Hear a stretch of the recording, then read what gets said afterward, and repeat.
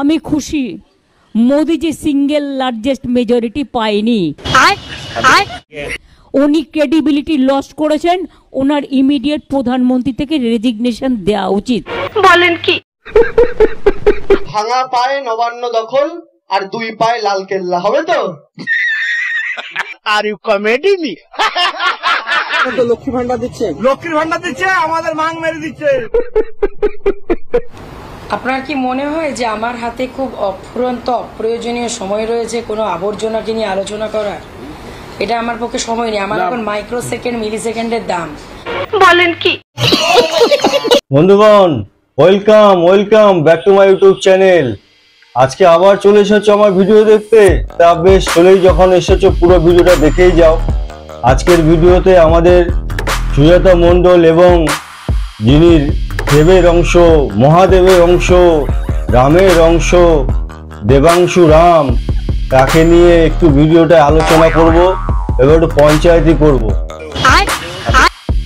আর চলো বেশি দেরি না করে স্টার্ট করে দিই নাকি? সায়নী, ইন্ট্রো লাগাও। This video is for entertainment purposes. No one offend during the recording. Everyone maintain all guidelines and restrictions of YouTube. This is a comedy video, so consume as a fun. Thank you. বলছি, দেখুন, আমার তো বলা হয়ে গেছে, আমি একটু media থেকে আমি বেরিয়ে যেতে চাইছি। অবশ্যই। সুজাতা দিনের শেষে কতটা কনফিডেন্ট? 100%-এরও বেশি কনফিডেন্ট। এবং আমি খুব হ্যাপি হলাম যে আমার উল্টো দিকের আবর্জনা বেরিয়ে যাওয়ার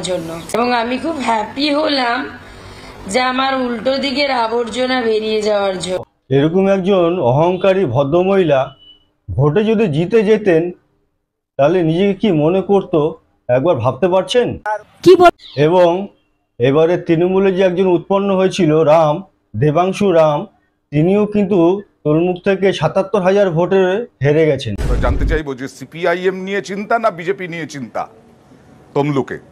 চিন্তা কাউকে নিয়েই নয়। তৃণমূল কংগ্রেস 100% জিতছে, আমরা সিটে জিতে গেছি। অয়নদা, 4 জুন আপনি নিউজ 18-এ বসে অ্যানাউন্স করবেন যে তমলুক থেকে তৃণমূল কংগ্রেস জয়যুক্ত হয়ে। আর যারা নাকি আগে থেকে 100% শিওর হয়ে বলেছিল আমরাই জিতবো, তারাই কিন্তু হেরেছেন ভাই। মিথ্যেবাদী ছোট লোক একখানা, মিথ্যে কথা বলছি। যাই হোক বন্ধুগণ, আমাদের দেবাংশু রামকে নিয়ে নয় একটু পরে কথা বলছি। ভিডিওর শুরুটা আমাদের অহংকারে ডুবে থাকা সুজাতা বৌদিকে দিয়েই শুরু করি। উনি এর ঘাড়ে তার ঘাড়ে পা রেখে মমতাদির দয়ার দানে, কখনো আমার দয়ার দানে, কখনো অন্য কারো দয়ার দানে সাংসদ। সৌমিত্র নাকি এর ঘাড়ে পা রেখে তার ঘাড়ে পা রেখে মমতা ব্যানার্জি দয়ায় দানে এবং সুজাতা মণ্ডলের দয়ায় দানে তবেই গিয়ে নাকি সাংসদ হতে পেরেছেন। সুজাতা ছিল বলেই 2019 সালে উনি নামের পাশে সাংসদরা বসাতে পেরেছিলেন। 2014 সালেও সুজাতা পাশে ছিল বলেই সাংসদরা হতে পেরেছিলেন। তাহলে এইবারে তো সৌমিত্রর পাশে কেউ ছিল না, তাহলে সৌমিত্রদা এবার কি করে জিতে গেল? তাছাড়া আমাদের সুজাতা মণ্ডল তো কোমর বেঁধে লেগেছিলেন এনাকে হারানোর জন্য, তাহলে পারলেন না কেন? কেন বা পারলেন না হারাতে? আর যে নাকি মানুষজনের সাথে ঠিক মতন কথা বলতেই পারে না, সে অনুরোধ করে ভোট চায় নাকি হুমকি দিয়ে ভোট চায়, তা বোঝা বড়ই মুশকিল। তা কেন বললাম তা একবার দেখে নিন বন্ধুরা। এবার আমি একদম ক্লিয়ার কাট বলছি, যাতে মিডিয়া থাক যে থাক আই ডোন্ট কেয়ার। যদি এবার এখান থেকে যদি দেখি যে তৃণমূল লিড পায়নি, তাহলে সত্যি মাসি আমি তোমাদেরকে না, আমরা কেউই আর অভিযোগ। এরকম করে ভোট চাইলে কেউ কি ভোট দেবে? আপনারাই বলুন তো। এর জন্যই কিন্তু সুজাতা মণ্ডল আজ হেরে গেছেন। কি বলে? এবার আমি একদম ক্লিয়ার কাট বলছি, যাতে মিডিয়া থাক যে থাক আই ডোন্ট কেয়ার। যদি এবার এখান থেকে যদি দেখি যে তৃণমূল লিড পায়নি, তাহলে সত্যি মাসি আমি তোমাদেরকে না, আমরা কেউই আর অভিযোগ। বিষ্ণুপুরের জনগণ সুজাতা বৌদিকে কোনো অভিযোগই জানাতে চাননি। তার কারণ হচ্ছে ওনারা ভেবেই রেখেছিলেন চুপ করে পদ্মফুলে গিয়ে ছাপটা মেরে দেবেন। আরে বিষ্ণুপুর লোকসভা থেকে বিজেপিকে আমি এরকম ফু দিয়েই ওড়াবো। এবারে বিষ্ণুপুর লোকসভা থেকে বিজেপিকে আমি এরকম ফু দিয়ে। ভাগ্যিস বিষ্ণুপুরের জনগণ তৃণমূলকে হারিয়ে বিজেপিকে জিতিয়ে দিয়েছেন, তা নাহলে আমরা দেখতে পেতাম ভোটে জেতার পর ফু দিয়ে দিদি জুতোটাকেই লালকেল্লায় পাঠিয়ে দিয়েছেন। না, আমাদের সুজাতা বৌদি ফু দিতে ভালো পারেন তো, ওনার ফু একটু জোর বেশি তো, তাই বললাম আর কি। বিষ্ণুপুর বিষয়ে আনার জন্য ভূমিপুত্রই চালাবে, বিষ্ণুপুর বিষয়ে আনার জন্য ভূমিপুত্রই চালাবে। এই লিফলেট ছড়ানোর নেপথ্যে কি আপনি, আপনার হাত? আপনার মনে হয় যে সুজাতা মণ্ডল খেতে সময় পায় না, সেখানে কোথাকার কোন আবর্জনার ব্যক্তিগত হিস্ট্রি 4 বছর ধরে আমি করলাম না, আর এখন আমার করার সময় রয়েছে? এসব নিম্নরুচির কাজ, এগুলো মানে যারা করে তারাই করেছে, এসব সুজাতা মণ্ডলের কাজ নয়। সুজাতা মণ্ডল একটা পলিশড, একজন এডুকেটেড মানুষ। বন্ধুগণ, আমাদের সুজাতা বৌদি কি বললেন একটু ভালো করে বুঝতে পারলেন কি? যাক, আমি চাই যে কি যা কিছু হোক, অ্যাজ এ গুড সব কিছু ভালো হোক। রাজনীতিতে সব কিছুই হয়, হার জিত থাকেই, যা কিছু হোক ভালোই হোক। আমি আপনার অনুমতি নিয়ে যদি রেসপন্ড করতে চাই সুজাতা, একটু আমি সুজাতাকেও বলবো তার রাজনৈতিক প্রতিদ্বন্দ্বীকে কি বলতে চান। সুজাতা প্লিজ। আপনার কি মনে হয় যে আমার হাতে খুব অফুরন্ত অপ্রয়োজনীয় সময় রয়েছে কোনো আবর্জনাকে নিয়ে আলোচনা করার? এটা আমার পক্ষে সময় নেই। আমার এখন মাইক্রো সেকেন্ড, মিলি সেকেন্ডের দাম। এমন কোনো অপ্রয়োজনীয় কাউকে নিয়ে আলোচনায় করতে চাই না যাকে নিয়ে আমার জীবনে আমি আর কোনো কিছু ছিল বলেই মনে রাখতে চাই না। তাই এ নিয়ে কোনো উত্তর করতে চাই না। আর তাছাড়া অহংকারীর পতন হয়, অধ্যত্বের পতন হয়, দুরাচারী, দুশ্চরিত্র, লম্পটের পতন হয়। এটা ইতিহাস সাক্ষী। আপনি সেটা প্রতিদ্বন্দ্বী সম্পর্কে একটু শব্দগুলোতে নিয়ন্ত্রণ করার জন্য অনুরোধ করব সুজাতা। আপনার মিডিয়া শুনুন, মফিদাদি একটা অনুরোধ, একটা জাস্ট। হ্যাঁ সৌমিত্রদা বলুন। ও মফিদাদি, হ্যাঁ বলুন। আমি একটা কথা বলবো আপনার কাছে, অনুরোধ করবো। দেখুন আপনার কাছে আমি বলি, আপনাকে আমার একটা রিকোয়েস্ট, আমি একটা রিকোয়েস্ট, দেখুন বলুন। আমি বলছি দেখুন, আমার তো বলা হয়ে গেছে, আমি একটু মিডিয়া থেকে আমি বেরিয়ে যেতে চাইছি। অবশ্যই দেখুন, আমার বলা হয়ে গেছে, আমি মিডিয়া থেকে একটু বেরিয়ে যেতে চাইছি। আমি বেরিয়ে যাওয়ার পর আমি দেখুন, আমার একটু টাইম আছে, আমি বলি তার কাছ থেকে একটু শুনে নিন। কারণ আমার দেখুন, আমি বলি আপনাকে, আমার কাছে সম্মানিত থাকবে, সম্মানিত সবাই। আমি এটা নিয়ে তার জন্য আপনার কাছে সরি, আমি আর থাকতে পারলাম না। কিন্তু আমি বলবো যে আপনি নিশ্চয়ই একসঙ্গে থাকাটা এবং সৌমিত্রদা যে এই মুহূর্তে বিরত হওয়ার যে সিদ্ধান্ত নিচ্ছেন সৌমিত্রদা, আমি সেটাকে সম্পূর্ণ রেসপেক্ট করছি। সৌমিত্রদা, থ্যাংক ইউ সো মাচ। আমি সুজাতার কাছে আসবো। সুজাতা দিনের শেষে কতটা কনফিডেন্ট? 100%-এরও বেশি কনফিডেন্ট। এবং আমি খুব হ্যাপি হলাম যে আমার উল্টো দিকের আবর্জনা বেরিয়ে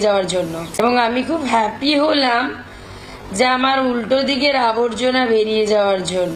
উনি এতটাই এডুকেটেড, পলিশ মানুষ, যার সাথে এতদিন ঘর সংসার করলেন, ওনাকেই সোশ্যাল মিডিয়ায় অন ক্যামেরার সামনে, মিডিয়ার সামনে নোংরা আবর্জনা বলে দিচ্ছেন। আমি খুব হ্যাপি হলাম যে আমার উল্টো দিকের আবর্জনা বেরিয়ে যাওয়ার জন্য। দেখো বন্ধুরা, প্রত্যেকটা পাড়া গ্রামে তোমরা দেখে থাকবে, পাড়ার কাকিমা বৌদিদের সাথে ঝগড়াঝাটি লেগেই থাকে।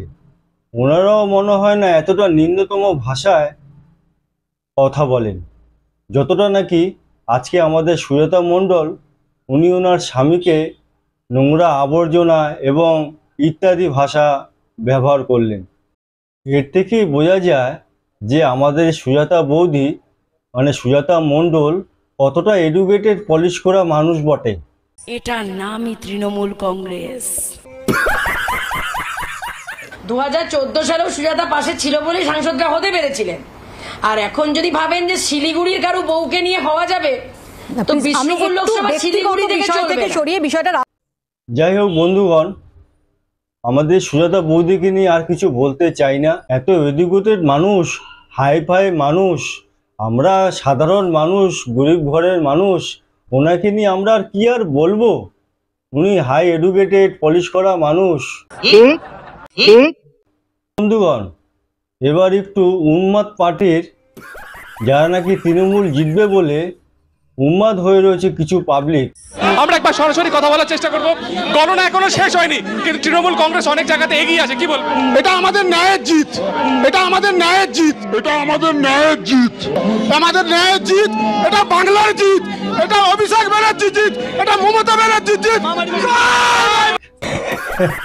এটা নাকি এনাদের ন্যায়ের জিত।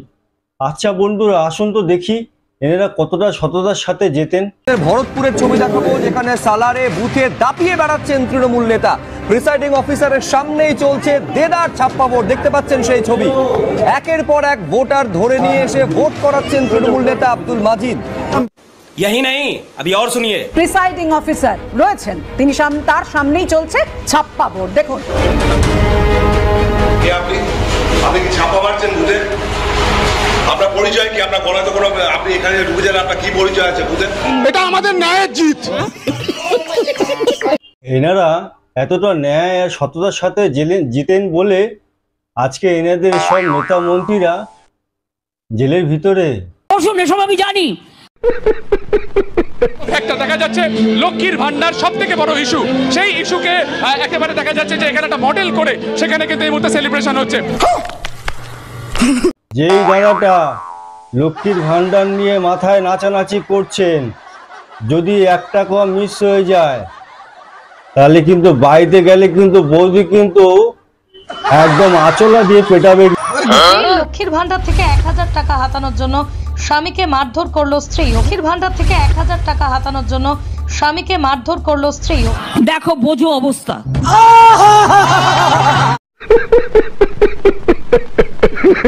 সাধারণ মানুষ এটা কি বুঝতে পারছেন যে মেয়েদের তো লক্ষ্মী ভান্ডার দিচ্ছেন, কন্যাশ্রী দিচ্ছেন এবং বিভিন্ন প্রকল্প দিচ্ছেন, আর ছেলেদের কি দিচ্ছে ভাই? আদৌ কি কিছু দিচ্ছে? লক্ষ্মী ভান্ডার দিচ্ছে, লক্ষ্মীর ভান্ডার দিচ্ছে, আমাদের মাং মেরে দিচ্ছে। এবার চলো বন্ধুগণ, আমাদের দেবাংশু রাম তিনি বলেছিল কি যে তমলুকে নিশ্চিত রূপে জিতেছেন, কতটা কি জিতলেন তা একটু দেখে নেওয়া যাক। তমলুক লোকসভা তৃণমূল জিতে গেছে। তমলুক লোকসভা তৃণমূল জিতে গেছে। হ্যাঁ, ৭৭,০০০ ভোটে জিতে গেছেন দেবাংশু রাম।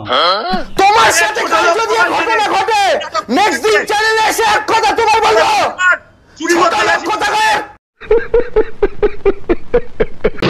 আমার মাথা নষ্ট, কি যে কষ্ট।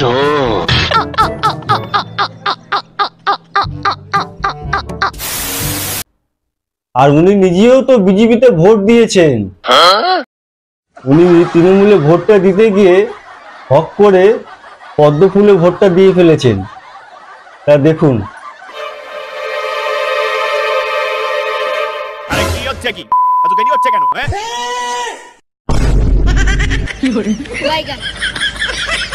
মিথ্যেবাদী ছোট লোক লোক একখানা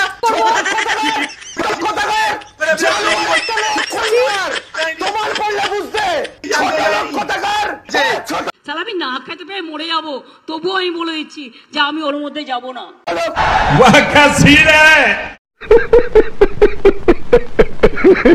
কি দেখলেন তো ফানি ভিডিওটা? সেই লেভেলের মজার ভিডিও ছিল। দিদি আর মোদির মধ্যে দুটো তফাৎ আছে, মিল হচ্ছে কি দুজনের নামই দুটো অক্ষরের, আমরা বলি মোদি, আমরা বলি দিদি।